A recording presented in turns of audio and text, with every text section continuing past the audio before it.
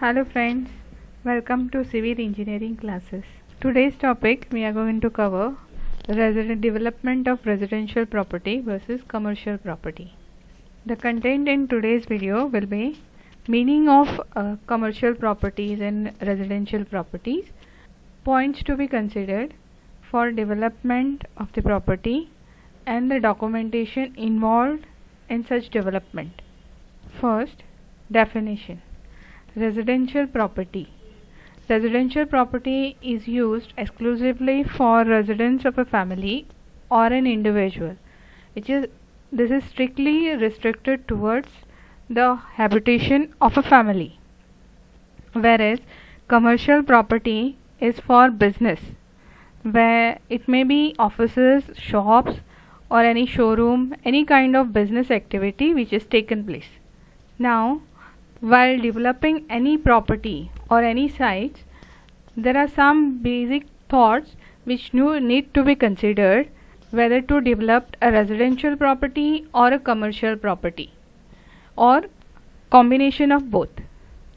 The points are property size, visibility, traffic flow, zoning restrictions, surrounding infrastructure, potential access point, and competitor.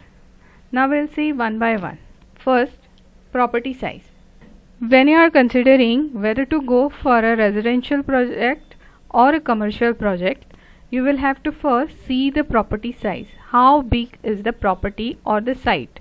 Whether how many thousand square meter the area is, so that it is potential to provide the infrastructure, plus it should cover up the total cost of the project. Secondly, visibility of the project, whether the project will be visible in that area or not. Traffic flow, how the infrastructure surrounding to the site is being provided or it is available, so that the material which needs to be carried out to the site, and after selling out the project, how you are going to provide the infrastructure to the occupant of the project. Next is zoning restriction.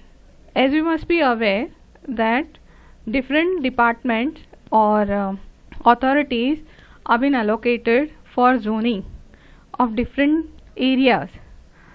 There might be town and country planning, like how we are having in Goa, which provides a zoning such as agricultural land or reserve, natural reserve, forest area, no development area, where you cannot take any construction activity.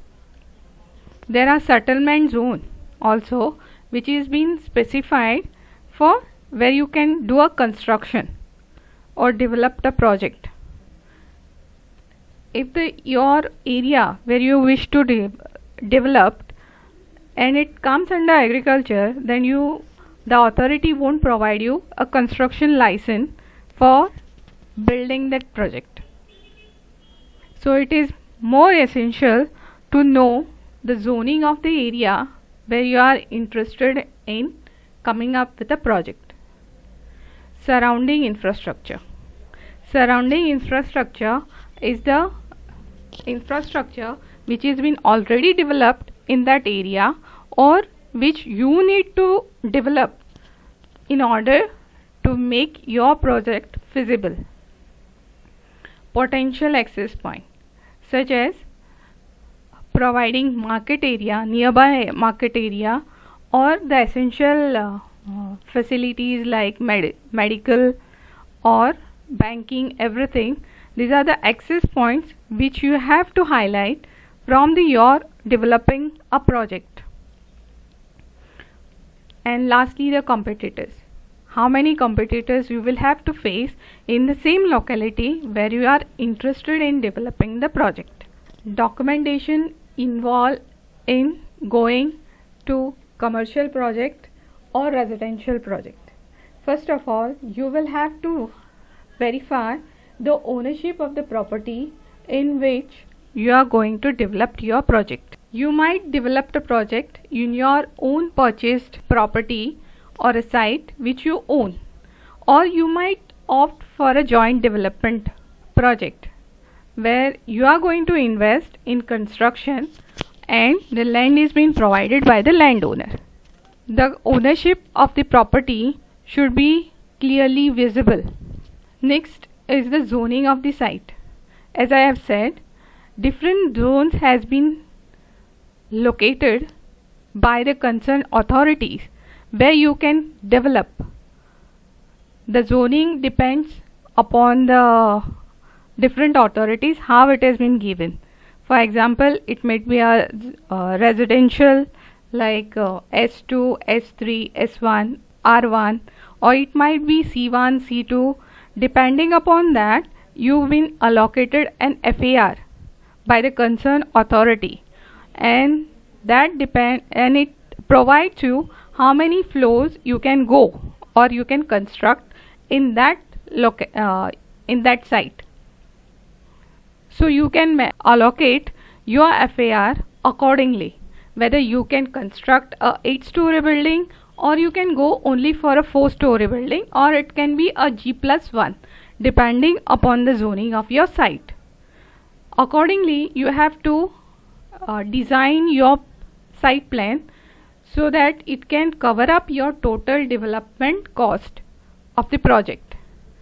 If the zoning allows you only to go G+2, and if the consideration of that project is too high which you won't be able to cover up, then it's better to go for a commercial project in that area. Now the next one is approval from various authorities. These are authorities. There are so many authorities through which you have to do a lot of documentation work. Like planning authority will be there, then environmental clearance you need to take, then local authorities like village panchayat, municipalities, those who are going to allow you or provide you a no objection certificate for going through that project. These are the documents which you need to verify if you are going for a development project with a third party, or it might be your own land. This is very important. And lastly, the consideration part.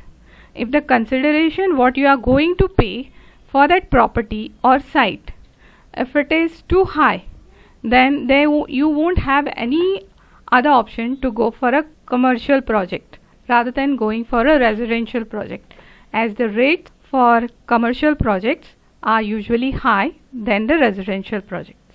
Thank you for watching this video. Have a nice day.